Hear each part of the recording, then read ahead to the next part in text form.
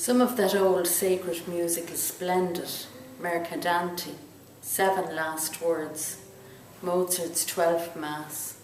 The glory in that. Those old popes, keen on music, on art and statues and pictures of all kinds.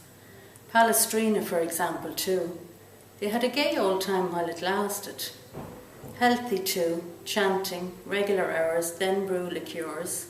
Benedictine, green chartreuse. Still, having eunuchs in their choir, that was coming it a bit thick.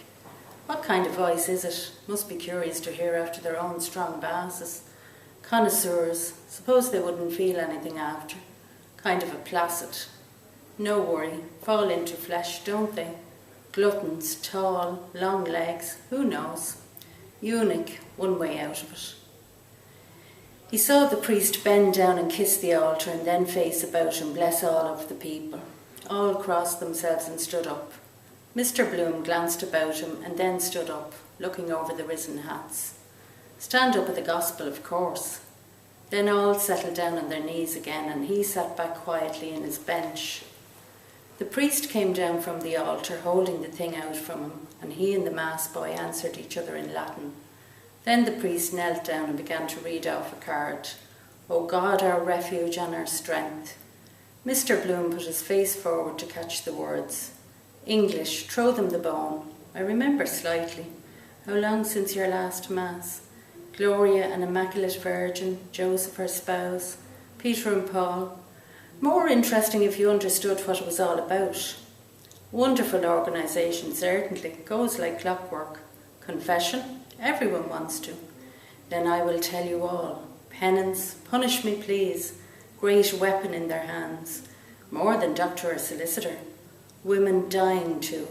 And and did you, and why did you? Look down at her ring to find an excuse.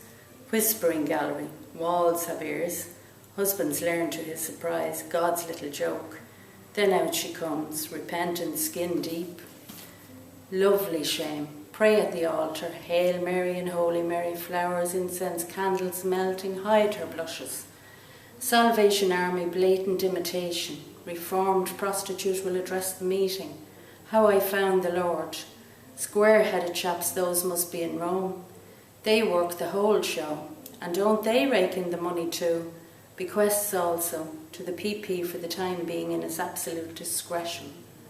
Mass is for the repose of my soul to be said publicly with open doors. Monasteries and convents, the priest in the Fermanagh will case in the witness box. No browbeating him. He had his answer pat for everything.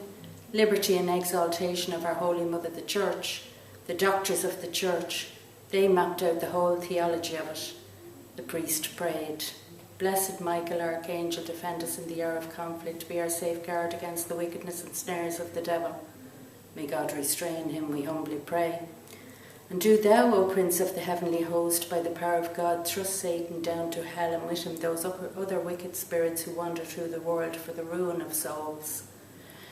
The priest and the Mass boy stood up and walked off, all over. The women remained behind thanksgiving. Better be shoving along, Brother Buzz. Come around with the plate, perhaps pay your Easter duty. He stood up. Hello, were those 2 buttons of my waistcoat open all the time? Women enjoy it, and not it if you don't. Why didn't you tell me before? Never tell you. But excuse miss, there's just on their skirt behind, placket unhooked, glimpses of the moon. Still, like you, better untidy. Good job it wasn't farther south. He passed, discreetly buttoning down the aisle and out through the main door into the light. He stood a moment unseeing by the cold black marble bowl, while before him and behind 2 worshippers dipped furtive hands in the low tide of holy water. Trams, a car of Prescott's dye works, a widow in her weeds.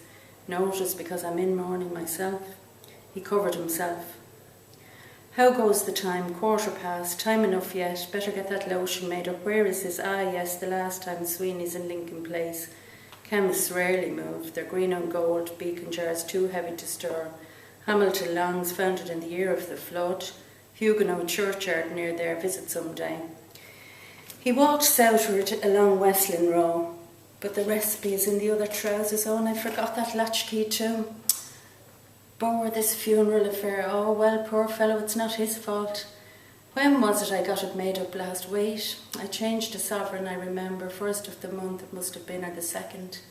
Oh, he can look it up in the prescriptions book. The chemist turned back, page after page. Sandy, shrivelled smell he seems to have had, shrunken skull and old. Quest for the philosopher's stone. The alchemists. Drugs aid you after mental excitement. Lethargy then. Why? Reaction. A lifetime in a night.